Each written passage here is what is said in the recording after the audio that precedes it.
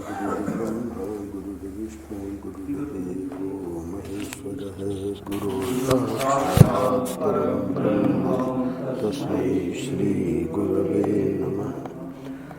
नारायण नारायण नारायण नारायण।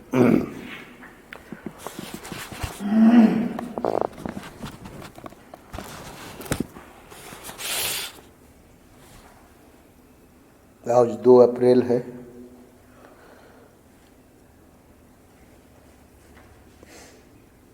मानव जीवन और भागवत धर्म, इस विषय पर यानी भागवत श्रीमद् भागवत महापुराण में मानव जीवन के लिए अनेकशः बहुत सारी उपयोगी बातें उपदेश के माध्यम से, उपदेशों के माध्यम से अलग अलग प्रसंगों में जो आई हैं, तो इस विषय को लेकर परम पूज्य महाराज श्री के प्रवचन बम्बई में हुए थे। उन्हीं प्रवचनों का संकलन इस ग्रंथ में किया गया। मानव जीवन और भागवत धर्म में ये 2 प्रसंग जो आज के पृष्ठ में हैं, एक प्रसंग 196, 196 पृष्ठ पर ये पहला प्रसंग, और दूसरा प्रसंग जो है 203, 204। ये 2 प्रसंगों को आज के पृष्ठ में संकलित किया गया है। शीर्षक भी अलग अलग हैं। व्यापक दृष्टि प्रथम प्रसंग, और दूसरे प्रसंग का शीर्षक है एक विलक्षण बात। वैसे एक दृष्टि से देखें, आज मैं सुबह देख रहा था दोनों प्रसंगों को, तो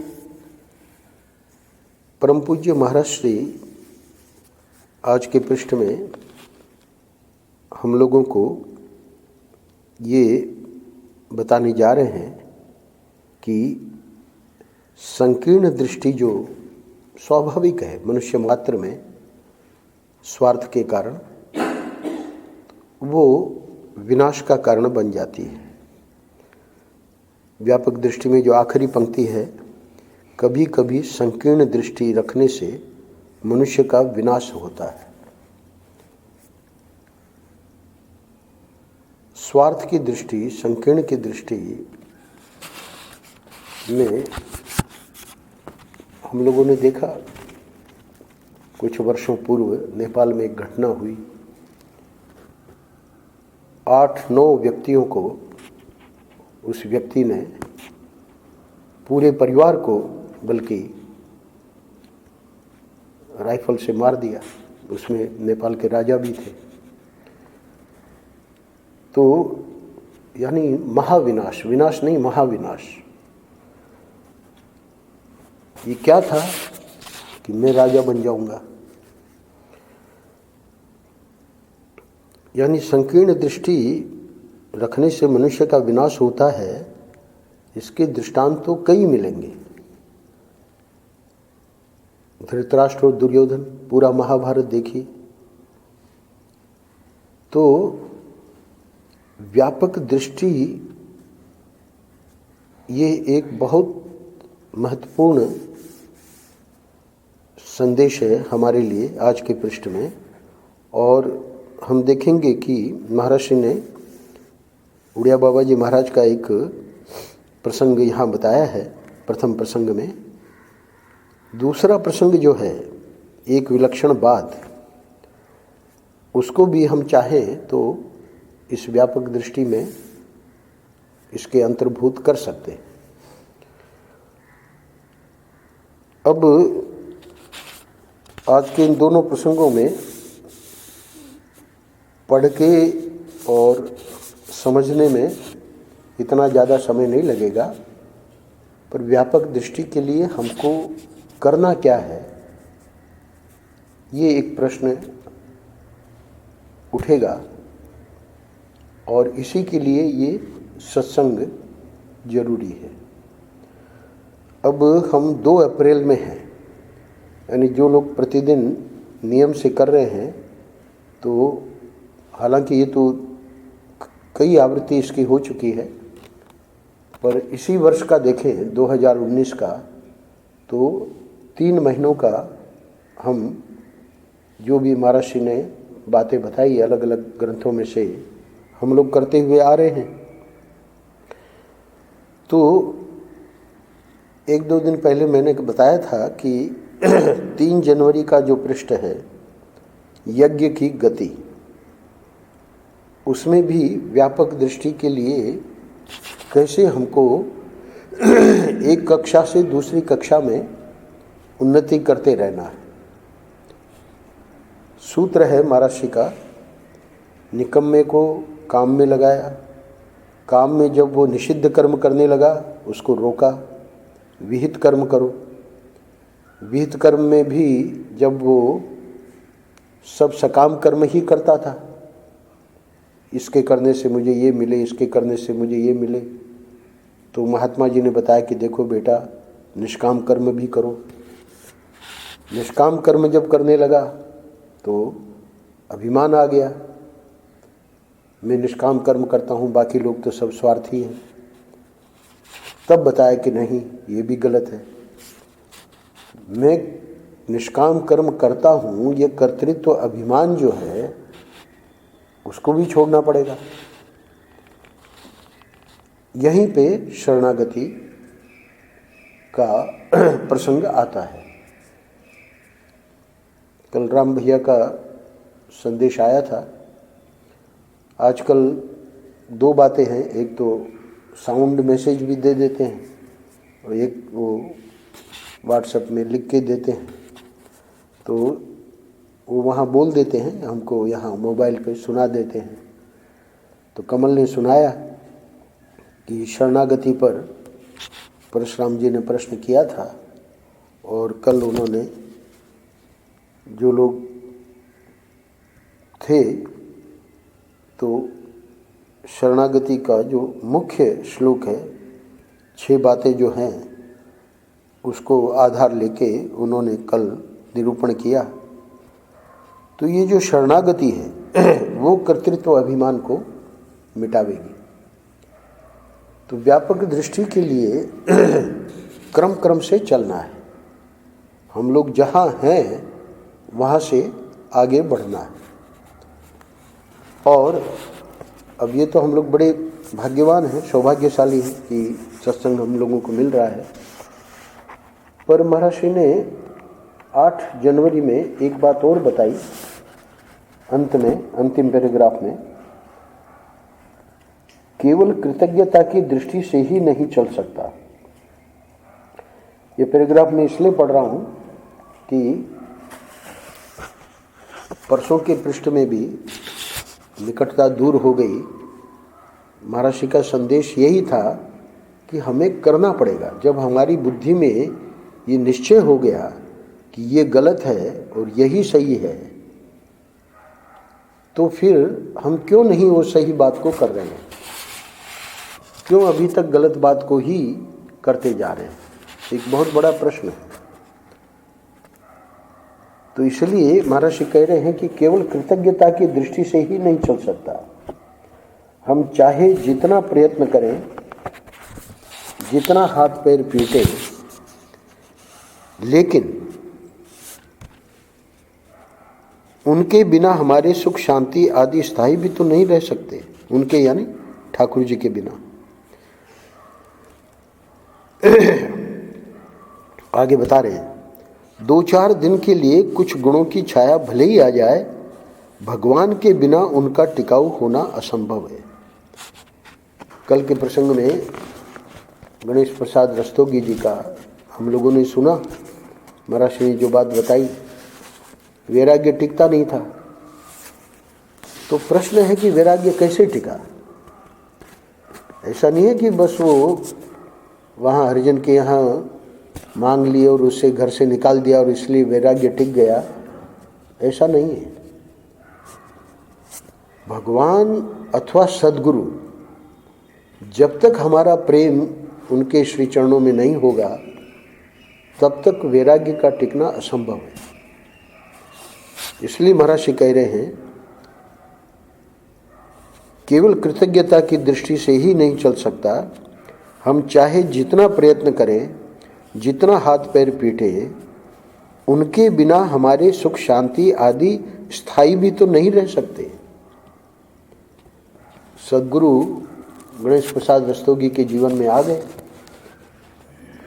महाराष्ट्र की एक युक्ति से उनका काम बन गया। बेचारे कई बार प्रयत्न करते रहे, बचपन से ही वो तो वेदांत के ग्रंथ पढ़ते थे, पर उससे हुआ क्या? कुछ नहीं हुआ। पर देखिए, जैसे ही महापुरुष का जीवन में प्रवेश हुआ, उनका रास्ता खुल गया। विरक्ति तो थी, अब वो स्थायी हो गई। क्यों? महाराज ने कहा ना कि वृंदावन में जब मैं रहने लगा तो वो भी मेरे पास आ गए।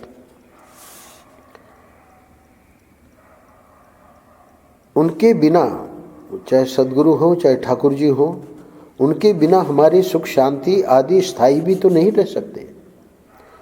2-4 दिन के लिए कुछ गुणों की छाया भले ही आ जाए, भगवान के बिना उनका टिकाऊ होना असंभव है।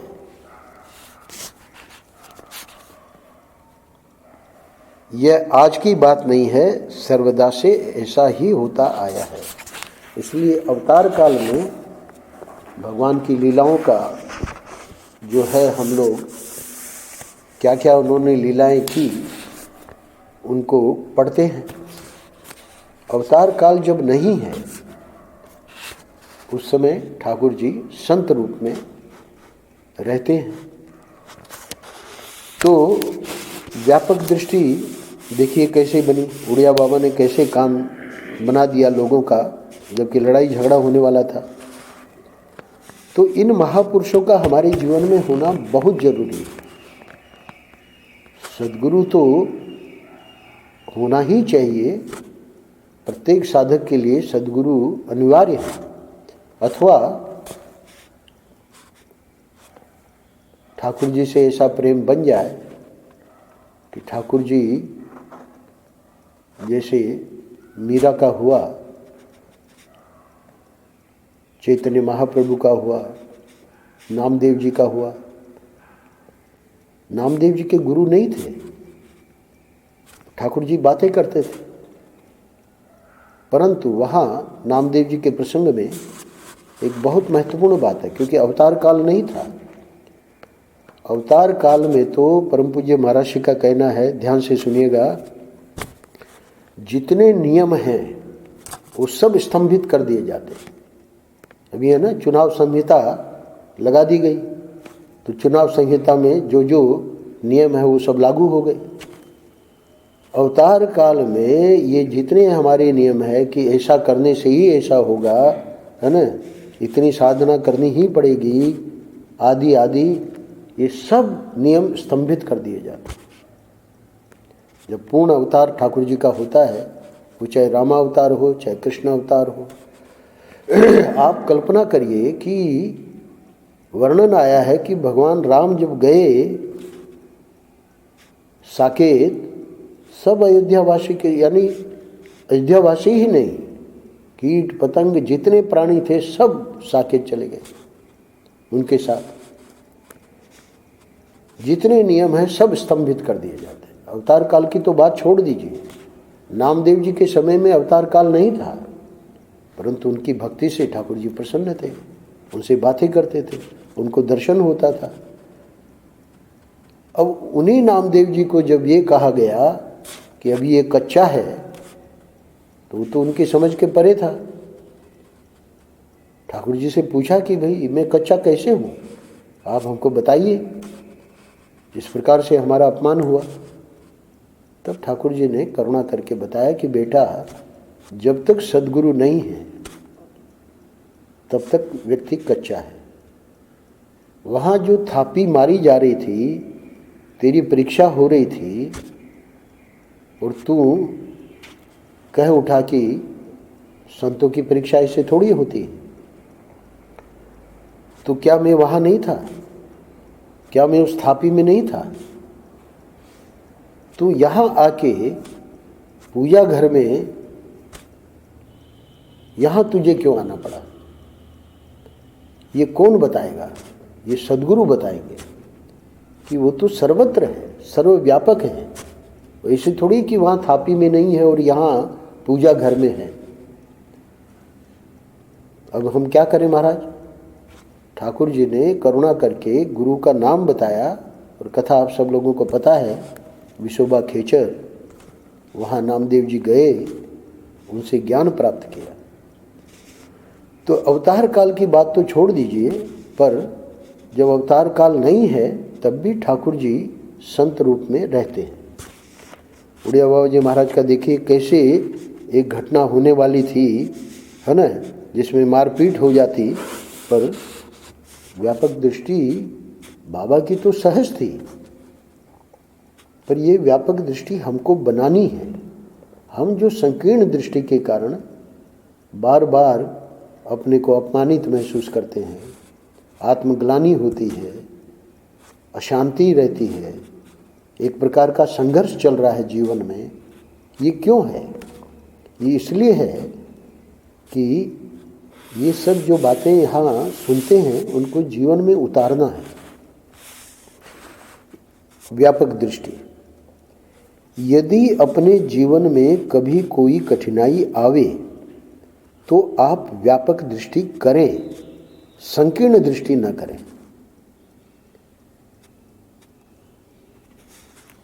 क्या है संकीर्ण दृष्टि? मिठाई बनी है, व्यक्ति क्या करता है? एक बाल्टी लेके और अपना, अरे भाई यहाँ शर्मा जी हैं, ये एक बाल्टी लेके आप क्यों छुपा रहे हो इसको? ये संकीर्ण दृष्टि है। हमको क्यों, किसको? नहीं नहीं, हमको अपने लोग हैं उनको देना है, ये संकीर्ण दृष्टि है। क्यों? अब जब पता लगा कि ये कार्य किया गया तो उससे फिर सुनना तो पड़ा ही। कोई भी हो, ये तो मैं दृष्टांत दे रहा हूँ। हमारे द्वारा संकीर्ण दृष्टि से क्या क्या गलतियाँ होती हैं, हमको विचार करना चाहिए। महाराज जी क्या कह रहे हैं? यदि अपने जीवन में कभी कोई कठिनाई आवे तो आप व्यापक दृष्टि करें, संकीर्ण दृष्टि न करें। अरे भाई शर्मा जी से पूछ लो कि ऐसा हमको थोड़ा रखना है, मना थोड़ी करेंगे। यदि संकीर्ण दृष्टि करेंगे तो एक दुख तो मिट जाएगा और दूसरा आ जाएगा। हमने छुपा लिया है ना, किसी को पता नहीं लगने दिया, एक दुख तो मिट गया है ना। अब हम जो है इसका जैसा चाहेंगे वैसा उपयोग कर लेंगे, पर दूसरा दुख आ गया। शर्मा जी का ध्यान था कि भाई एक बाल्टी थी, गुलाब जामुन कहाँ चला गया? जब उसके लिए फिर सफाई दो और झूठ बोलो। अपने को सीमा की ओर न ले जाए, असीम की ओर ले जाए। संकीर्ण दृष्टि में क्या है? हमको बड़ा आश्चर्य होता है, पर जितने लोग हैं सबके लिए ये संदेश है। देखना चाहिए कि हम संकीर्ण दृष्टि कहाँ कर रहे हैं। बहुत ध्यान देके देखना है। यदि संकीर्ण दृष्टि करेंगे तो एक दुख तो मिट जाएगा और दूसरा आ जाएगा। अपने को सीमा की ओर न ले जाएं, असीम की ओर ले जाएं। आपकी व्यापक दृष्टि आपका भला करेगी। छोटी छोटी बात में देखना चाहिए हमारे द्वारा क्या गलती हो रही है।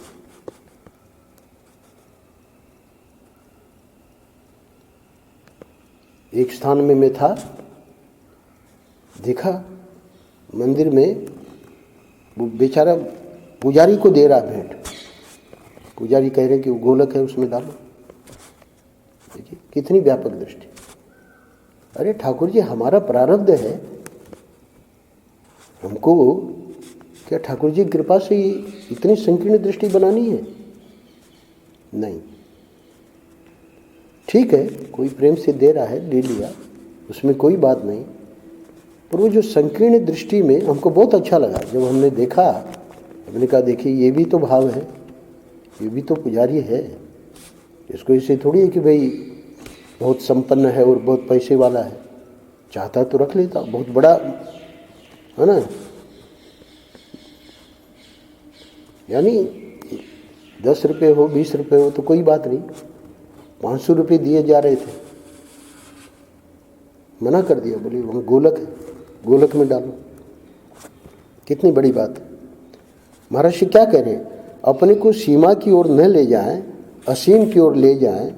आपकी व्यापक दृष्टि आपका भला करेगी।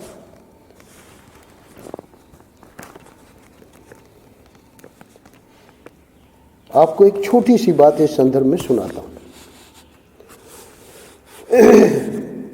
श्री उड़िया बाबा जी महाराज का आश्रम बन रहा था। एक दिन बड़े जोर की वर्षा हुई तो पानी आने लगा। बाबा जिस कुटिया में थे वह सब टूटने टाटने लगा। कुछ भक्त लोग एक तालाब के टीले में से माटी खोद कर लाने लगे। वह तालाब था वैष्णवों का। ध्यान से सुनिएगा। लाठी लेकर 50 वैष्णव आ गए कि तुम लोग यहाँ से माटी क्यों खोदते हो। बाद में मालूम पड़ा कि वैष्णव के जो महंत जी थे वह भी वहाँ आ गए। तो लोग दौड़े हुए आए कि महाराज वहाँ तो बड़ी भारी मारपीट होने जा रही है। तो बाबा बोले इसमें क्या बात है, तुम लोग चले आओ। अरे भाई जब वो आ गए हैं तो तुम काहे को डटी हो कि वहीं से हमको मिट्टी लानी है, तुम लोग लौटे आओ, है ना। तब लोगों ने बताया कि वहाँ वो महाराज भी आ गए हैं। यानी सिर्फ शिष्यों की बात होती तो कोई बात नहीं है, वो तो महंत जी वहाँ आ गए हैं। तो महंत जी का जैसे ही नाम सुना, बाबा जैसे बैठे थे वैसे ही उठकर चले गए वहाँ। अब देखिए क्या करते हैं। वहाँ जाकर जो अपने आदमी थे मिट्टी निकालने वाले, उनको खूब जोर से डांटा कि सबके सब चुप हो गए। सब बाबा के प्रति बहुत आदर था। सद्गुरु जो होते हैं उनका प्रभाव स्पष्ट देखा जाता है। ईश्वरीय शक्ति हमेशा वहाँ से प्रवाहित होती है। मैंने कहा ना कि संत के रूप में ईश्वर ही रहते हैं जब अवतार काल नहीं होता है। तो अब ऐसा नहीं है कि बाबा कह रहे हैं और वो लोग भी उनको बाबा को जवाब दे रहे हैं, कुछ नहीं। बाबा आ गए, बाबा ने डांट लगाई, देखिए क्या सब के सब चुप हो गए। बाबा बोले कि अगर तुम लोगों को मिट्टी की ज़रूरत है तो इस बाबा से पूछो। जो महन जी आ गए थे छाता लेके, बारिश हो रही थी, तो इनसे पूछो ना कि मिट्टी कहाँ से ले आए। हमारी जो कुटिया है ना, वो बही जा रही है। तो ये वृंदावन की सब बातें जानते हैं। ये जहाँ से कहें वहाँ से मिट्टी ले आओ।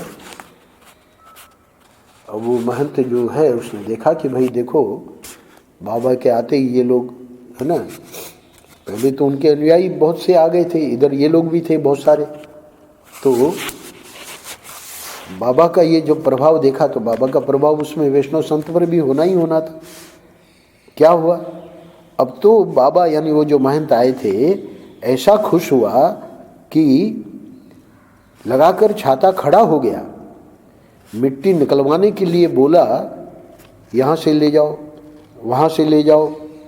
जब तक मिट्टी की ज़रूरत पूरी नहीं हो गई तब तक पानी में खड़े रहकर, यानी बारिश होती रही पर छाता लगाकर उसने मिट्टी उठवाई और वह कुटिया ठीक करवाई। परम पूज्य महाराज ने ये दृष्टांत इसलिए दिया कि ठाकुर जी जो व्यापक दृष्टि रखता है, ठाकुर जी इतने प्रसन्न होते हैं उस पर कि उसको तो क्या नहीं देंगे, वो तो स्वयं को देने को तैयार है। पर हम लोग व्यापक दृष्टि बना नहीं पाते। इसीलिए वो शरणागति का मैंने पढ़ के सुनाया कि कुछ गुण हमारे में आ जाएं, पर नहीं, प्रेम हमारा, प्रेम में भाव आता है। प्रेम में हम चंवर डुला रहे हैं, हम हवा कर रहे हैं, उसमें भाव बनता है। हर एक क्रिया में भाव बनता है। भोग लगा रहे हैं, क्योंकि ये अर्चा विग्रह साक्षात दत्तावधू जी ने बताया ना कि अर्चा विग्रह में ठाकुर जी का दर्शन होना। तो ये बातें करते हैं, ये इशारा करते हैं कि ऐसे करो, ऐसे मत करो, अंदर बोलते हैं।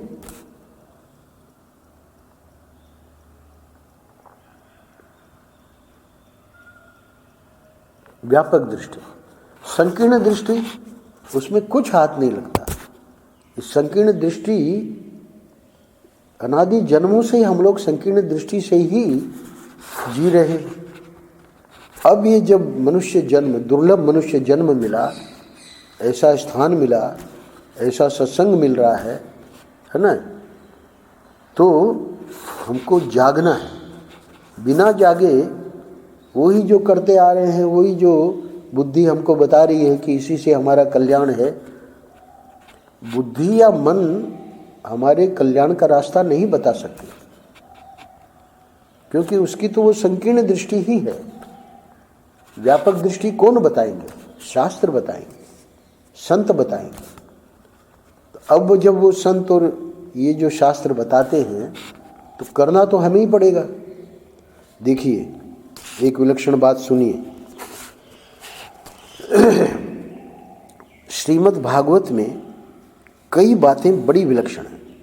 अब परम पूज्य महाराज जी को विषय भागवत में से ही लेना है ना, तो बताते हैं कि इसको भी क्रम से लिया है महाराज ने।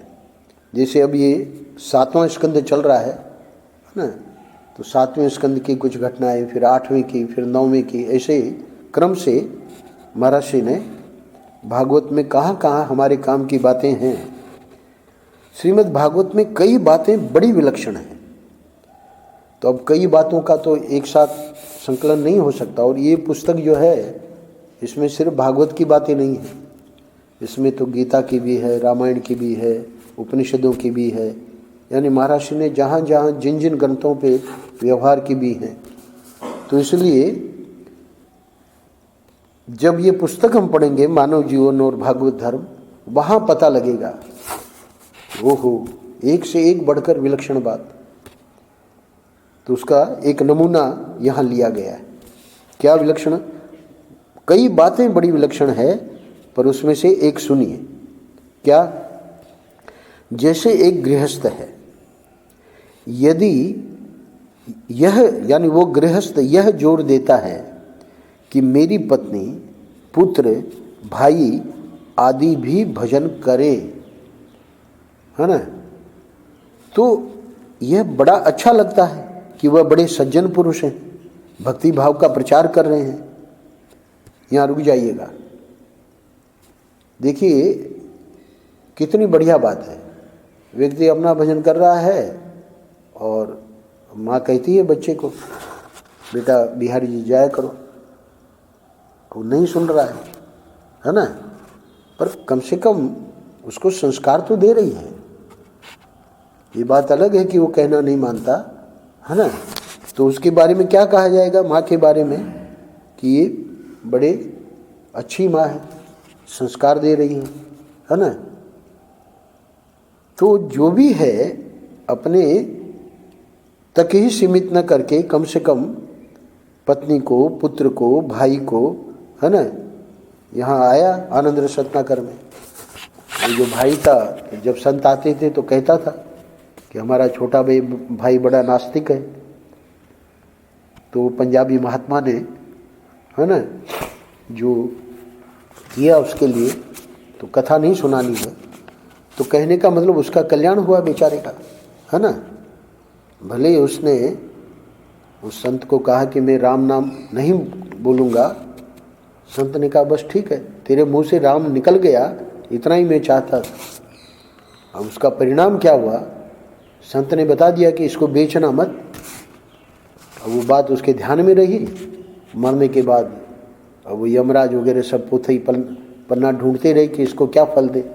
उसी को पूछा कि भाई तुम बता दो, तुमने एक बार राम नाम वो भी मैं नहीं बोलूँगा ऐसे करके बोला है, पर उसका फल तो चूँकि राम निकल गया तेरे मुँह से, फल तो हमको देना पड़ेगा। तो पोथी पन्नों में तो नहीं मिल रहा है, तुम बता दो वो हम फल दे के, बाकी तो तेरे को नरक जाना पड़ेगा। तो संत की बात याद आ गई, बोले कि आप लोग देखो क्या देना है, मैं नहीं बताऊंगा, पूरी कथा आप लोगों को पता है। तो कहने का अर्थ है कि ये तो अच्छी बात है, एक गृहस्थ है वो जोर देता है कि मेरी पत्नी पुत्र भाई आदि भी भजन करें, तो ये बड़ा अच्छा लगता है कि वह बड़े सज्जन पुरुष हैं, भक्ति भाव का प्रचार कर रहे हैं। पर विलक्षण बात क्या है भागवत में, अब आगे बताने जा रहे हैं महर्षि। परंतु भागवत धर्म का यह कहना है, ध्यान से सुनिएगा, यह मेरा बेटा संबंधी आदि है, यह ख्याल किए बिना संसार में वे जो करना चाहते हैं उनको करने दो। तुम भगवान को अपना समझो। महाराज ऐसी बात भागवत क्यों बताएगा? इसके लिए 7वें स्कंद का 14वें अध्याय का 6ठा श्लोक जब आप देखेंगे तब ये विलक्षण बात क्यों कही गई है, इसको महाराज जी आगे समझाने जा रहे हैं। ये संकीर्ण दृष्टि नहीं है, कोई ये सोचे कि ये तो भागवत ही संकीर्ण दृष्टि दे रहा है। भागवत क्या कह रहा है? भागवत ये कह रहा है कि तुम अपनी अहमता ममता छोड़ने के लिए भगवान के भजन में लगे हो। अब ये जो ममता, तुम अपना भजन छोड़ के उनके पीछे लगे हो, तुमको बार बार उसी में परेशानी हो रही है कि ये हमारा कहना नहीं मान रहा है, क्या नहीं मान रही है। अब यहाँ हम सब लोग बैठे हैं, ओमेक से ये लोग आए हैं, मथुरा चले गए क्या तरुण रात को? तो कभी कभी ऐसा होता है कि मथुरा भी नहीं गए हैं, पर चलो यहाँ के पुजारियों को तो उठना ही पड़ेगा, है ना, उनका तो ये कार्य है। पर मैनेजर है तो अपना सो गए तो सो गए, कोई आवश्यक नहीं है कि पहुँचना ही है। तो अगर हम ये सोचें कि भाई ये मैनेजर क्यों नहीं आते, उनको आना चाहिए जब यहाँ है। एक बार तो इतनी बारिश हो रही थी, इतनी बारिश हो रही थी, आश्चर्य। शर्मा जी आ गए, स्कूटर पे नहीं, चलो गाड़ी से आ गए, और हमारे महापुरुष सोते रहे। तो यहाँ मैं कहना क्या चाह रहा हूँ कि हम ये सोचेंगे कि भाई ये गोपालगढ़ में हमारे मंदिर में रहने वाला मैनेजर या कोई भी XYZ, शर्मा जी की तो बात छोड़ दीजिए, इनको तो सूरत वाले शर्मा जी की तो हमने प्रथम दिन ही कहा था जब यहाँ आए थे कि आपको ये सत्संग में आने की ज़रूरत नहीं है। तो इन पर ठाकुर जी की कृपा है। इन्होंने क्या कहा, बोले कि स्वामी जी जब यहाँ रहेंगे तो फिर ये नहीं करेंगे तो और क्या करना। तो कहने का अर्थ है कि अगर हम परेशान हुए कि भाई फलाना आता है और वो नहीं आता है, तो इसमें हमारी साधना नहीं बनी। इसी को आगे बताने जा रहे हैं। भागवत का क्या कहना है, यह मेरा बेटा संबंधी आदि है, यह हमारे आश्रम में रहने वाला व्यक्ति है, ये ख्याल किए बिना संसार में वे जो करना चाहते हैं उनको करने दो। महाराज ऐसा भागवत क्यों कहती है? सुनो ध्यान से, तुम भगवान को अपना समझो, संबंधियों को अपना समझकर उन पर अपना मन मत ला दो। बहुत महत्वपूर्ण बात है। Expectations tears, acceptance cheers. जब भी आशा करोगे, जब भी अपेक्षा करोगे, अपेक्षा क्या है? इनको ऐसा करना चाहिए, वो अपेक्षा क्या होगी? आंसू बहाना पड़ेगा। किसको? वो जो अपेक्षा कर रहा है। क्यों? सामने वाले की अपनी मर्जी है, करे करे, नहीं करे नहीं करे। हम कौन होते हैं उनको कहने वाले? क्या कह रहे महर्षि, तुम भगवान को अपना समझो, संबंधियों को अपना समझकर उन पर अपना मन मत लादो। मन लादना अलग चीज है, उनके कल्याण के लिए सहज रूप से उनको कहना कि भाई ऐसे किया करो, उसमें तुम्हारा कल्याण है, उसके लिए मना नहीं कर रही है भागवत। भागवत तो इसके लिए मना कर रही है कि वो व्यक्ति स्वयं परेशान है कि ये क्यों नहीं कर रहे हैं। मन को लादना मतलब अपना आग्रह है, बल्कि अपना दुराग्रह है। शर्मा जी आए थे, इन्होंने देखा यहाँ की क्या व्यवस्था है, कैसे क्या है, इन्होंने अपना कोई दुराग्रह नहीं रखा। मुझे तो लगा भाई सबको वहाँ बैठ के नाश्ता करना चाहिए, सबको एक जगह, है ना। पर देखा कि भाई बहुत सारी कठिनाइयाँ आती हैं इन चीज़ों में, तो इसी को कहते हैं लचीला। वो जो एकोमोडेशन है, ये जो उदारता है, ये जो आज का पृष्ठ है, व्यापक दृष्टि, ये संतों में देखा जाता है।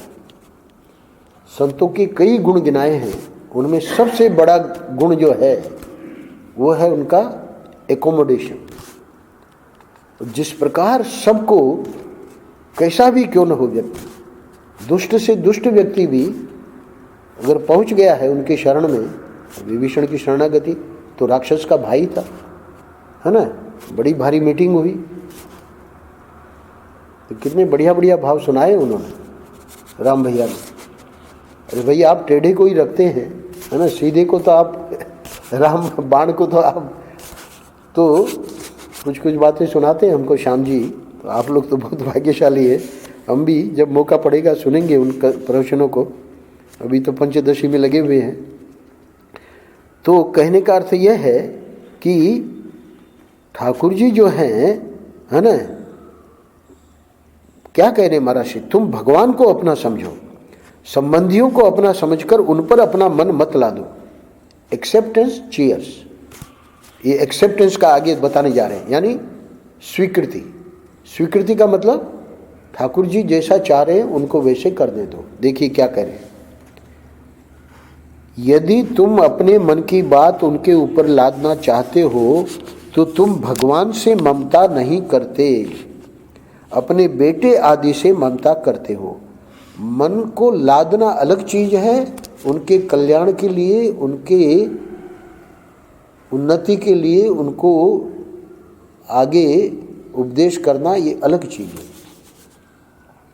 कठिनाई वही है जब हम अपनी भगवान की ममता जो हमको भगवान से होनी चाहिए वो वहाँ न होकर इनसे है, तो ये तो उल्टा हो रहा है ना। ये तो भागवत धर्म नहीं है। भागवत धर्म तो ये कह रहा है, मैं तो गिरधर हाथ बिकानी होनी होई सो होई रे।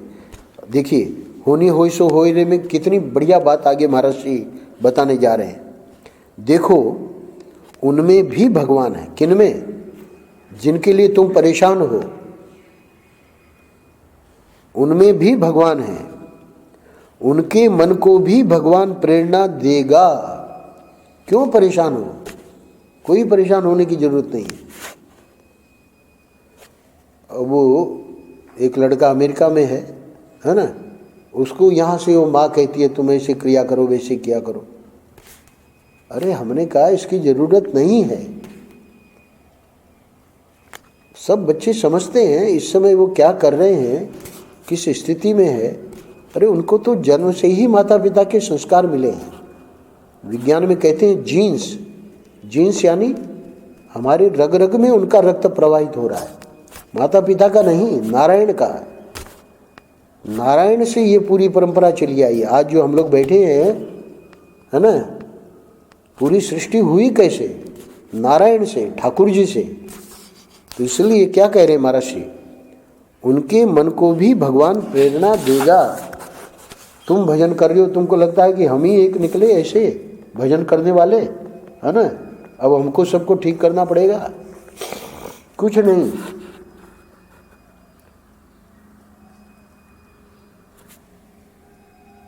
यदि वे सीधे भगवान की ओर नहीं चलेंगे तो एकाध चपत लगाकर भगवान उनको अपनी ओर कर लेगा।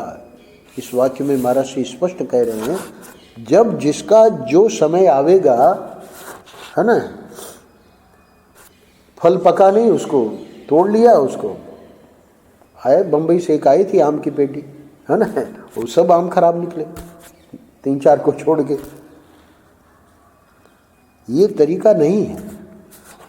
ठाकुर जी जानते हैं किसको कब कैसे मैं अपनी ओर बुलाऊंगा। हम जब डॉक्टरी कर रहे थे हमको थोड़ी पता था कि हम सन्यासी बनेंगे। ठाकुर जी को पता है ना कि इसको पूरे जन्म में इसकी साधना कहाँ तक हो चुकी है, अब हमको उसको कहाँ ले जाना है। ऐसे ही जितने लोग हम यहाँ बैठे हैं सबके बारे में ठाकुर जी जान रहे हैं। कितना स्पष्ट वाक्य है। क्या कह रहे हैं महर्षि, यदि वे सीधे भगवान की ओर नहीं चलेंगे तो एकाध चपत लगाकर भगवान उनको अपनी ओर कर लेगा। सीधे कहाँ चल रहे थे। महाराज श्री की सेवा में 6 वर्ष रहकर भी महाराज श्री 15 दिन पहले लीला स्मरण के पहले वाक्य बोल गए। गोविंदानंद हम पूछते हैं कि कहाँ है, यानी सत्संग में नहीं दिख रहा है, तो जवाब मिलता है कि हिसाब किताब में लगा है। वो वाक्य बोलने के बाद भी 14 वर्ष हमको लगे। तो 14 वर्ष क्या हमने अपने प्रयास से, अपने प्रयत्न से इधर आ गए? नहीं। क्या कह रहे महर्षि, यदि वे सीधे भगवान की ओर नहीं चलेंगे तो एकाध चपत लगाकर भगवान उनको अपनी ओर कर देगा। प्रत्येक व्यक्ति अपनी घटनाओं को देखे, उसका निरीक्षण करे, उसका विश्लेषण करे। हमारे सूरत वाले शर्मा जी बैठे हैं, स्वप्न में भी इनको ये कल्पना नहीं थी कि हम गोपालगढ़ यहाँ आएंगे, रहेंगे। देखिए बहुत गजब है। तुम भगवान का भजन काहे को छोड़ते हो, इसको नहीं छोड़ना। मेरी समझ में महर्षि अंत में एक पंक्ति लिख रहे हैं, बहुत आवश्यक है। मेरी समझ में एक गृहस्थ के लिए यह बात जरा मुश्किल तो है।